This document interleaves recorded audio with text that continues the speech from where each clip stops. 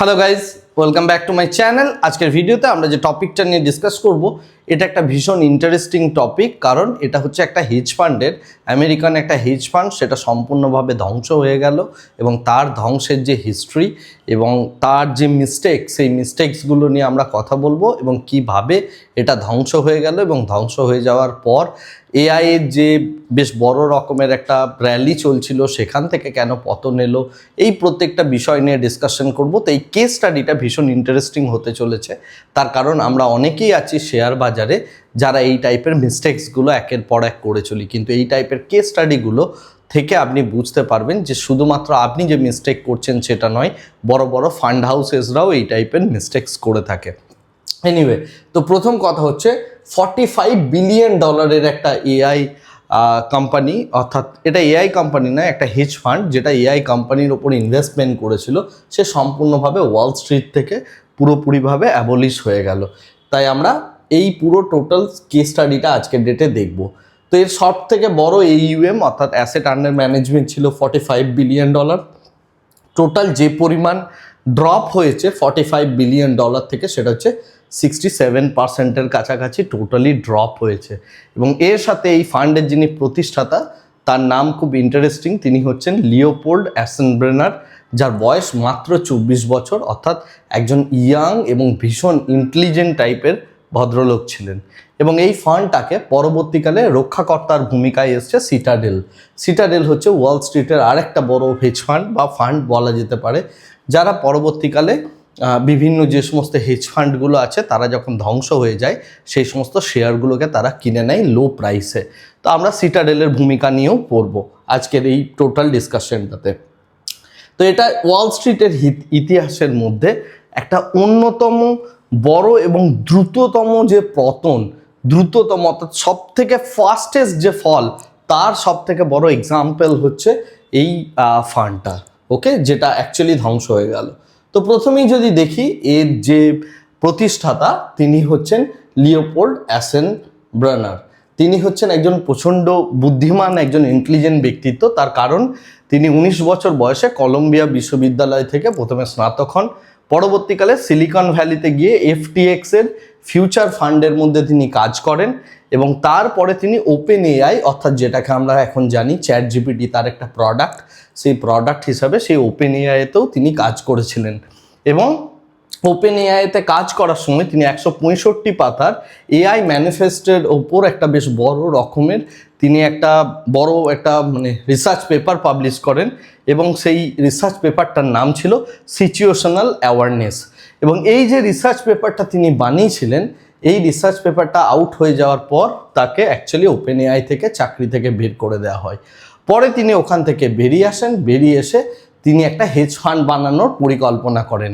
এই যে হেজ ফান্ডটা, যেহেতু তার রিসার্চ পেপারটা প্রচণ্ড পরিমাণে বিখ্যাত হয়েছিল, তাই তার ফান্ডটারও তিনি নাম দেন, অর্থাৎ এই হেজ ফান্ডটার নাম দেন সিচুয়েশনাল অ্যাওয়ারনেস, রাইট। তিনি প্রচণ্ড ইন্টেলিজেন্ট একজন ব্যক্তিত্ব বলা যেতে পারে, যদিও খুব অল্প বয়সী, অভিজ্ঞতা কম, বাট ইন্টেলিজেন্টের তার কাছে কোনো অভাব ছিল না।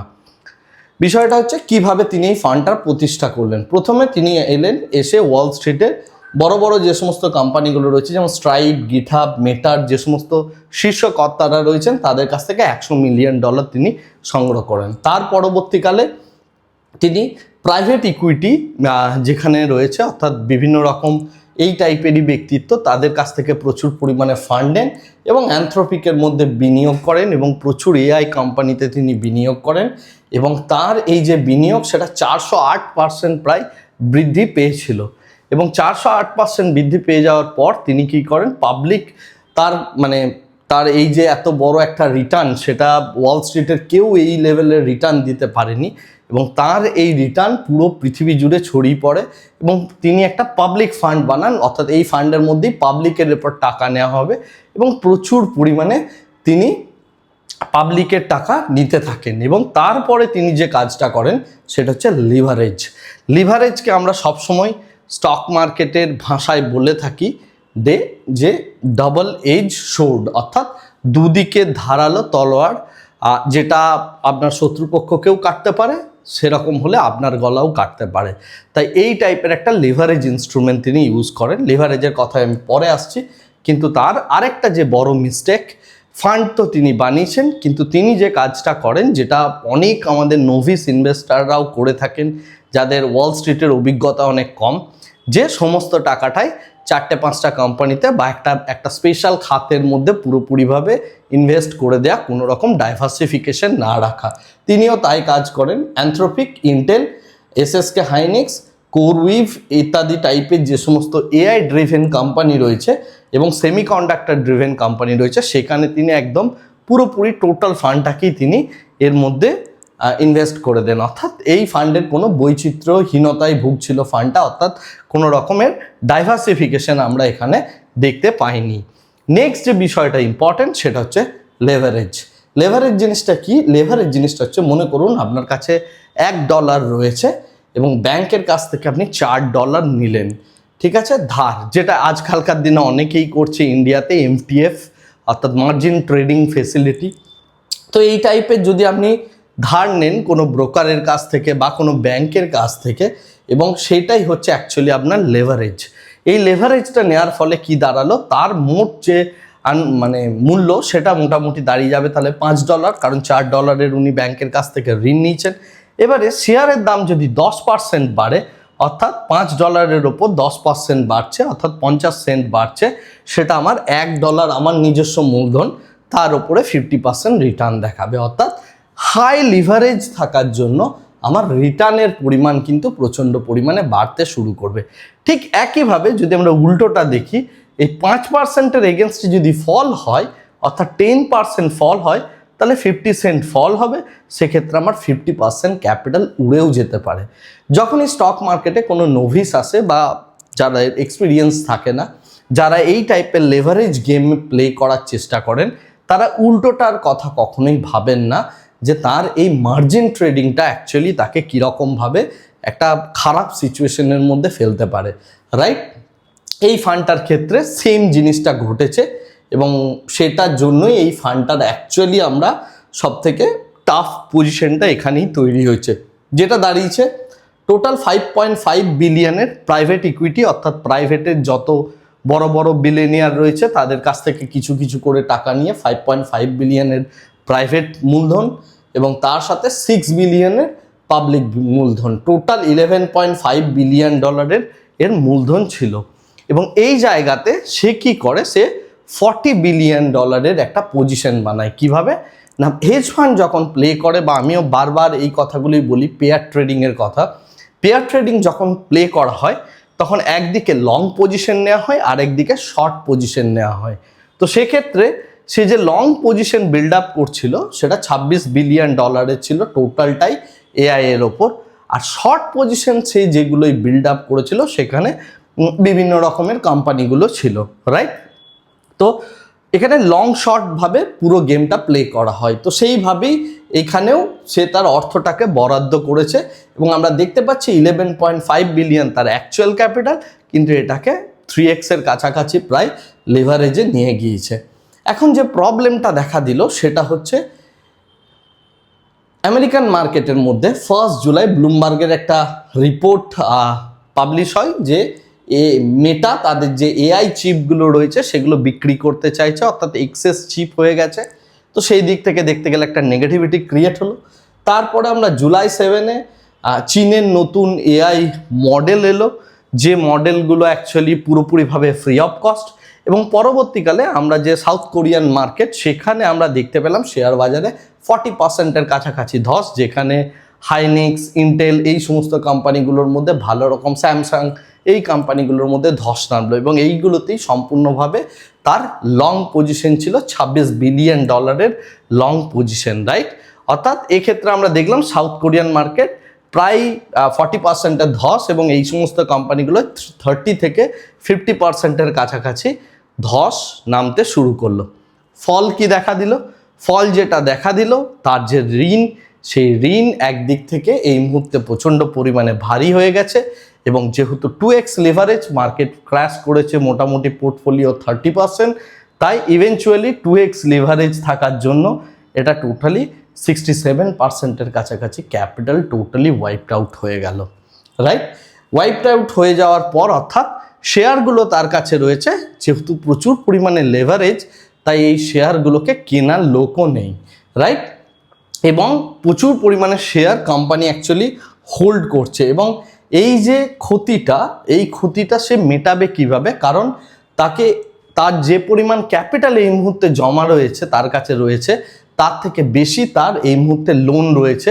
তাই এই ঋণের যে পরিমাণ, সেই পরিমাণটা তার পক্ষে মেটানোটা সম্ভব হচ্ছিল না। অর্থাৎ আমরা পুরোটাকে যদি একটা সিক্লিক্যাল অর্ডারে দেখি, তাহলে শেয়ারের দামে যখন পতন হলো, তখন গোল্ডম্যান স্যাক্সের মতো যে সমস্ত কোম্পানিগুলো রয়েছে যারা তাকে ঋণ দিয়েছিল, তারা মার্জিন কল করতে শুরু করলো। আপনারা যারা এমটিএফে কাজ করেন দেখবেন মাঝে মাঝে যদি আপনার কাছে ক্যাপিটাল না থাকে আর শেয়ার প্রাইস ফল করে, মানে আপনার যে ঋণদাতা রয়েছেন অর্থাৎ ব্রোকার, সে কিন্তু আপনাকে একটা মার্জিন কল করবে, রাইট? সেই সময় আপনাকে আরও ক্যাপিটাল নিতে হবে বা আরও লেভারেজ নিতে হবে।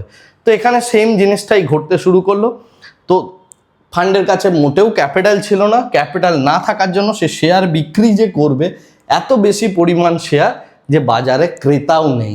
অর্থাৎ সে যে পরিমাণ শেয়ার বিক্রি করতে চাইছে, বাজারে ওই পরিমাণ ক্রেতা নেই।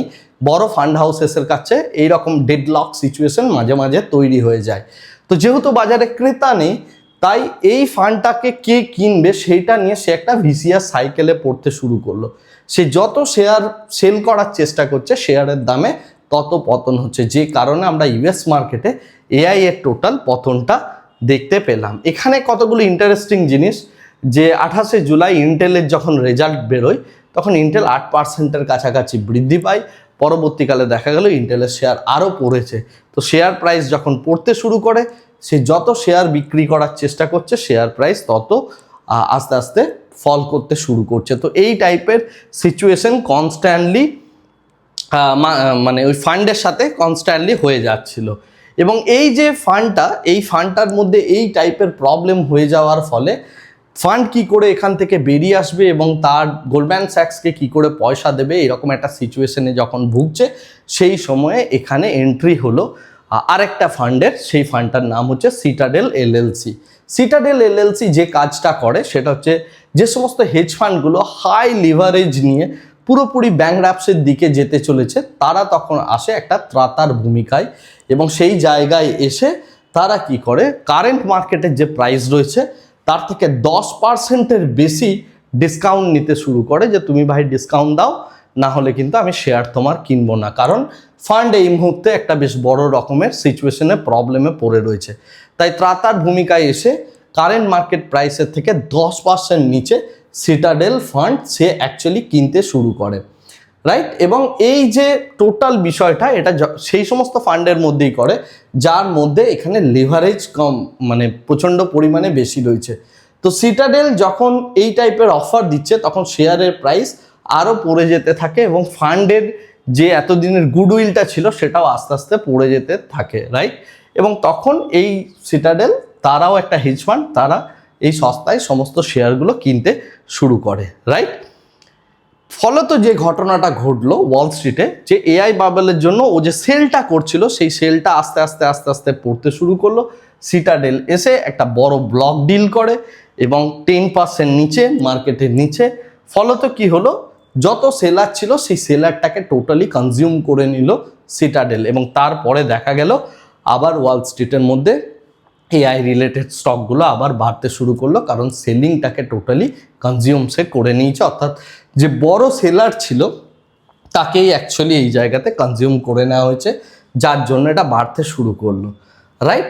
আমরা যারা ট্রেডিং করি বা যারা এই টাইপের লিভারেজ ট্রেডিং করে, তাদের ক্ষেত্রে এটা একটা চূড়ান্ত শিক্ষা দেয় যে লিভারেজ ট্রেডিং আপনাকে কি করে একটা ধ্বংসের দিকে নিয়ে যেতে পারে। অ্যাকচুয়ালি দেখুন, ফান্ডটা যেটা তৈরি হয়েছিল, সেই ফান্ডটা কিন্তু ভালো রকমের একজন ইন্টেলিজেন্ট ব্যক্তিও হ্যান্ডেল করছেন। তিনি ফান্ডটাকে রীতিমতো 400%, 500% লিভারেজ নিয়ে গ্রোথও দেখিয়েছেন, কিন্তু সামান্য একটু মিস্টেক আর হাই লিভারেজের জন্য ফান্ডের মধ্যে বড় ক্র্যাশ, এবং আস্তে আস্তে সেই ফান্ডটাই টোটালি অ্যাবলিশ হয়ে গেল। সিটাডেল সমস্ত কিছু তার শেয়ারগুলোকে কম প্রাইসে কিনে নিল, এবং পরবর্তীকালে আমরা যেটা দেখতে পাবো, মেবি হয়তো এআই আরও বড় হতে থাকবে বা ফিউচারে এই সমস্ত স্টকগুলো বাড়তে থাকবে। অর্থাৎ তার যে বক্তব্য, তার যে ভিউ মার্কেটের ওপর, সেই ভবিষ্যৎবাণীটা তার একদম সঠিক। কিন্তু তার সাথে সে হাই লিভারেজ এখানে অ্যাড করেছিল। অর্থাৎ আপনার ভবিষ্যৎবাণী বা মার্কেটের যে ভিউ নিচ্ছেন সেটা যদি সঠিকও হয়, তার সাথে যদি আপনার হাই লিভারেজ থাকে আর যদি ডাইভার্সিফিকেশন না থাকে, এই তিনটের কম্বিনেশনে যে রেজাল্ট আসে সেটা হচ্ছে নিশ্চিত আপনার ধ্বংস আসবে। শেয়ার বাজারে সবসময় আপনার কারেক্ট যে ভবিষ্যৎবাণী হতে হবে এটার দিকেই ম্যাক্সিমাম জন ঝুঁকে যান এবং লিভারেজের পর লিভারেজ নিতে থাকেন, অথবা যেটা দেখা যায় তারা কখনোই ডাইভার্সিফিকেশন করে না। পুরনো জায়গা থেকে বেরিয়ে এসে নতুন কিছুতে যে ইনভেস্ট করব সেই রকমের কোনো সিচুয়েশন হয় না। এটা একটা জাস্ট হেজ ফান্ডের ফলের আমি একটা জাস্ট বিবরণ দিলাম। এরকম প্রচুর প্রচুর প্রচুর হেজ ফান্ড রয়েছে যারা লিভারেজের কারণে ধীরে ধীরে ধ্বংস হয়ে গেছে। তা লিভারেজ টাইপের ট্রেডিংয়ের থেকে একটু দূরে থাকবেন। যদি করতে হয় আগে নিজের লিভারেজ কতটা আপনি নিচ্ছেন সেটা মেজার করা প্রয়োজন। তার জন্য tight risk management, tight reward কি করে নিতে হয় প্রত্যেকটা জিনিস আপনাকে মেনটেন করতে হবে। সেটা না হলেও ইন্টেলিজেন্স আপনার যতই থাকুক না কেন, একটা ছোট্ট মার্কেট কারেকশন বা একটা ছোট্ট সিচুয়েশন আপনার টোটাল ক্যাপিটাল ওয়াইপড আউট করে দিতে পারে। যেটা বর্তমান সময়ে প্রচুর অপশন ট্রেডারের সাথে হচ্ছে। তারা লিভারেজ বিষয়টা মোটেও বোঝেন না। একটা ছোট্ট কন্ট্রাক্টের কতটা ভ্যালু হতে পারে সেটা তারা বোঝেন না। তারা শুধু প্রিমিয়াম দেখেন এবং প্রিমিয়ামের সাথে প্রফিট বানানোর চেষ্টা করেন, এবং যে কারণে তারা কিন্তু রীতিমতো ডিস্ট্রাকশনের দিকে যাচ্ছে। রাইট? এটা স্লোলি হলেও আস্তে আস্তে আস্তে আস্তে একটা ডিস্ট্রাকশনের দিকে আপনাকে নিয়ে যাবেই। তাই সেই সমস্ত জায়গা থেকে বাঁচতে রাইট মেথড অবলম্বন করুন, সঠিক জিনিসের পড়াশোনা করুন। আদারওয়াইজ মার্কেটের মধ্যে আপনার কিন্তু নিশ্চিত ধ্বংসটা অনিবার্য। রাইট জিনিসগুলোর সাথে কনস্ট্যান্টলি থাকার চেষ্টা করুন। আজকের ভিডিওটাকে আর এর থেকে বেশি দীর্ঘায়িত করছি না, ভিডিওটাকে এই জায়গাতেই শেষ করছি। Thank you very much, bye bye, tata.